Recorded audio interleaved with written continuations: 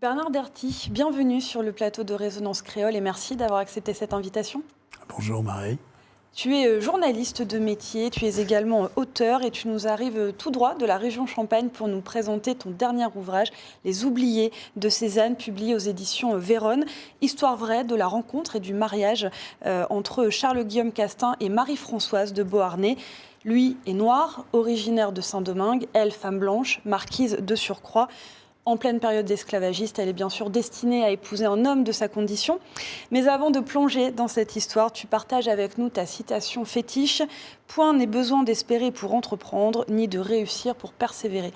Maxime que nous pouvons attribuer à À Guillaume d'Orange, dit-on, mais on n'en est pas totalement sûr.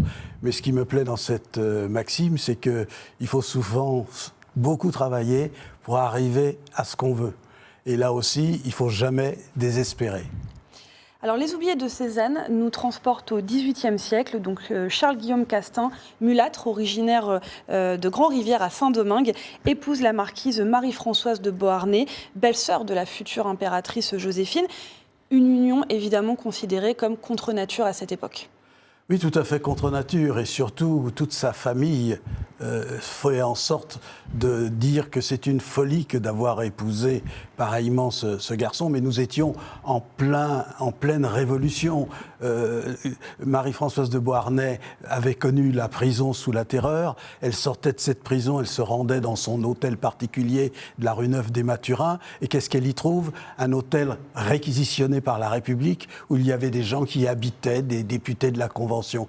Et c'est à cette occasion qu'elle rencontre Charles-Guillaume Castin. Qui d'ailleurs n'est pas de basse condition, puisqu'en fait il est le fils de propriétaires à Saint-Domingue ayant fait fortune. Oui, tout à fait.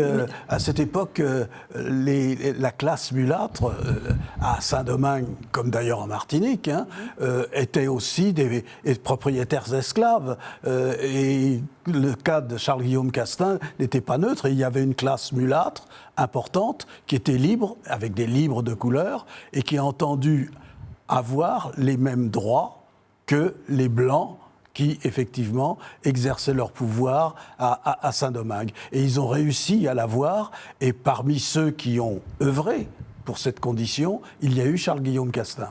Donc, on l'a dit, un mariage contre l'avis de la famille de Marie-Françoise, a commencé par Napoléon lui-même d'ailleurs, mais Marie-Françoise de Beauharnais refuse, quoi qu'il arrive, de quitter son époux, ce qui les oblige aussi à quitter Paris, au moins, et à se réfugier d'ailleurs dans la Meuse, au moins jusqu'à la débâcle de Napoléon. Oui, Napoléon, on peut le dire, avait une aversion particulière contre les Noirs. Il ne pouvait pas les supporter.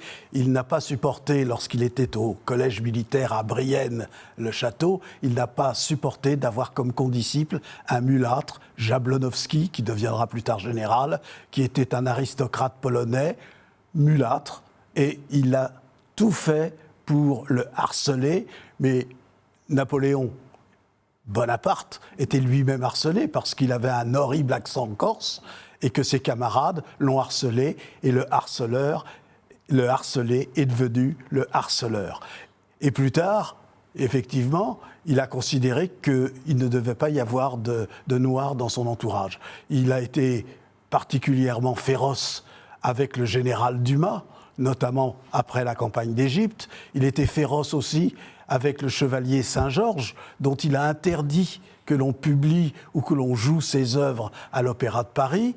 Il a été féroce aussi avec la suivante et servante de son épouse Joséphine de Beauharnais, qui s'appelait Euphémie, qui en réalité d'ailleurs était sa demi-sœur, et qu'il a voulu aussi exiler. Et finalement, avec Marie-Françoise de Beauharnais, la belle-sœur, où il a fait le chantage, il a dit « Ou vous vous séparez de cet homme, de ce nègre, c'est l'appellation qu'il donnait, ou alors vous serez écarté de la cour ».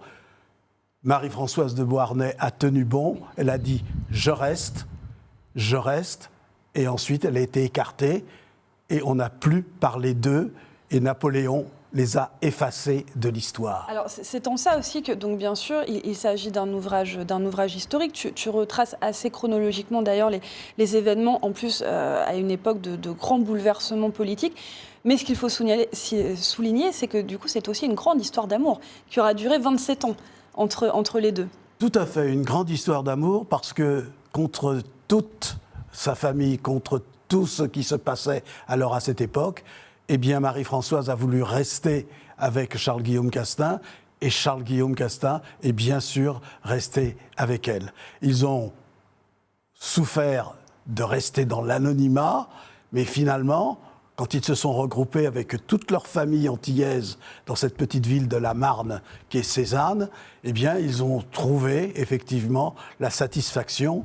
Et s'ils n'ont pas vécu riches, ils sont morts dans une certaine forme de richesse, la richesse des sentiments. En tout cas, heureux. Et justement, cette histoire, tu m'as dit, tu l'as découverte un peu par hasard en lisant un article de l'historien André Gavotti dans une revue datant des années 50. Tu as ensuite pris ton téléphone pour effectuer quelques recherches pour aller plus loin, justement. Et là, tu t'es rendu compte qu'en fait, il n'y avait pas ou si peu de documentation sur le sujet sur Internet. C'est vrai, il y avait peu de documentation, mais je me suis beaucoup servi des œuvres de quelqu'un qui habite ici en Martinique, qui est un professeur émérite de l'Université Antilles-Guyane, qui s'appelle Éric Noël, et qui, pour sa thèse, avait travaillé sur la famille Castin et qui a travaillé aussi sur les Beauharnais. Et à partir de cela, j'ai pu compléter son œuvre. Je lui ai d'ailleurs apporté quelques précisions pour l'avoir rencontré il y a quelque temps. Il m'a dit que je lui avais apporté au moins la connaissance d'une troisième sœur de Charles-Guillaume Castin. Et ça, j'en suis assez fier. Et justement, pourquoi, selon toi, c'était important de faire connaître cette histoire au grand public ? Puisque tu l'as dit, un travail de recherche était mené, mais pour le coup par des spécialistes. Donc, quel est l'intérêt aussi que le grand public découvre cette histoire oubliée ? L'intérêt, c'était de revenir dans l'histoire sur des gens que l'on a effacés de l'histoire. Comme on l'a fait en son temps, l'Union soviétique, où on enlevait des photos, les personnages qui gênaient, Napoléon a fait la même chose. Il a effacé de l'histoire tout ce qui pouvait le gêner. C'était un homme de communication, on le sait, et il a voulu effectivement effacer ces gens qui, de sa famille, de la famille de son épouse, pouvaient le gêner. Il n'existe d'ailleurs aucun portrait officiel du couple. On a aperçu tout à l'heure un dessin de Marie-Françoise de Beauharnais, mais on n'a pas d'image de Charles-Guillaume Castin, parce que ça n'existe pas. Oui, ça n'existe pas. Et pire, les historiens officiels n'en parlent pratiquement pas. Jean Tullard, qui est un grand historien de Napoléon, ne parle pas de cela. Si vous cherchez, comme on le fait normalement sur Wikipédia, la fiche de Marie-Françoise de Beauharnais ou celle de Charles-Guillaume Castin, vous ne trouverez rien. À qui, du coup, s'adresse ton ouvrage ? Je te pose la question parce que même si on a bien compris qu'il s'agit aussi d'un ouvrage historique, il ne s'adresse pas uniquement aux férus d'histoire. Non, il s'adresse aussi à tous les gens qui pensent que dans cette histoire, et notamment, je parlerai plus spécialement ici de la Martinique, où l'on vilipende, à juste titre d'ailleurs, les Beauharnais. Or, c'est oublié qu'effectivement, parce qu'on ne le sait pas, qu'il y a une Beauharnais qui était valeureuse, qui a résisté, courageuse, qui a résisté à ce qu'il y avait de plus détestable chez sa cousine, qui était Joséphine de Beauharnais. Et en un temps où il était peut-être plus compliqué aussi, justement, de résister au pouvoir en place. Alors, avant de nous quitter, quelques notes de musique. Tu m'as dit aimer la chanteuse Barbara ainsi que le chanteur Georges Brassens. Mais bon, comme il fallait faire un choix, honneur aux dames. Et à l'éternel morceau L'Aigle Noir, chanté par Barbara.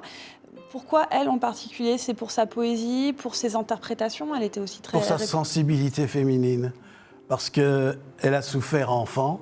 D'ailleurs, cette chanson L'Aigle Noir, c'est tout de même l'histoire d'un inceste. Et Barbara a résisté, s'est montrée courageuse, en même temps d'une grande sensibilité et aussi d'un grand talent. Finalement, ça répond aussi au courage de Marie-Françoise de Beauharnais. Tout à fait. Ton livre est disponible également dans les librairies martiniquaises ? J'espère qu'elles le sont dans les librairies martiniquaises, mais on le trouve sur Amazon, sur le site de la FNAC, sur les sites du Furet du Nord. Oui. Enfin, Maintenant, on peut trouver. on peut les trouver. On peut y trouver. Et se les faire expédier. Dernière question, Bernard. Est-ce que tu as déjà le thème du prochain, peut-être ? Est-ce que justement, ça t'a donné envie d'aller creuser d'autres histoires enfouies comme ça ? Oui, le prochain livre que je suis en train d'écrire actuellement portera sur les généraux noirs en Europe. Eh ben, parfait, et on se retrouvera à ce moment-là pour parler du nouveau. En tout cas, donc, je rappelle que Les Oubliés de Cézanne, publié aux éditions Vérone, est d'ores et déjà disponible. Merci beaucoup, Bernard Derty, d'être venu sur ce plateau et répondre à nos questions. Merci. Et merci à vous, chers téléspectateurs, de nous avoir accompagnés. On se retrouve dès demain pour ouvrir une nouvelle page dédiée à la culture. Soyez au rendez-vous.